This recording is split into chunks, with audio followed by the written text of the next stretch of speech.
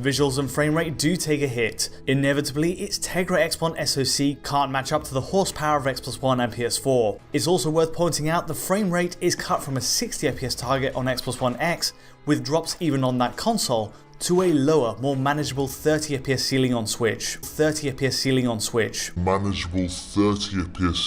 Switch. So I wanted to sort of bring up this point one final time about the whole Fortnite thing and how PlayStation blocked restrictions from having crossplay with Fortnite on the Nintendo Switch. Now, I want to bring up one definition here, and that is parity. What is parity? The state or condition of being equal. Equality, right? So Fortnite is capped on the Nintendo Switch to about 30 FPS. All the other versions seem to play Fortnite at 60 FPS, even mobile phones, which is fantastic, by the way. Once again, if you're fighting a guy, let's say hypothetically, you're fighting a guy on the Nintendo Switch version and you're fighting an Xbox guy and he has a frame rate of 60 FPS.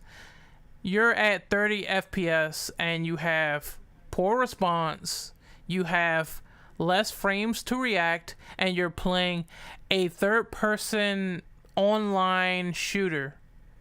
Let that sink in. I just want people to be aware of this.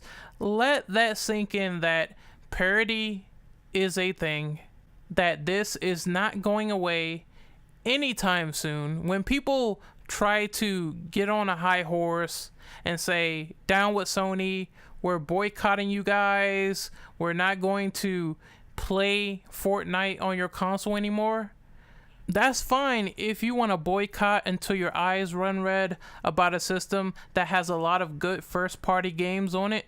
You can do that. More power to you. But when you get killed by that player who has superior hit detection, superior frames, better reaction because he plays at a higher frame rate than you Nintendo Switch fans, then I must ask, if parity becomes an issue in crossplay, if things are not fair in a multiplayer game while doing crossplay, if someone has a superior frame rate, then what are you really fighting against? You're fighting a losing battle. You're fighting against nothing.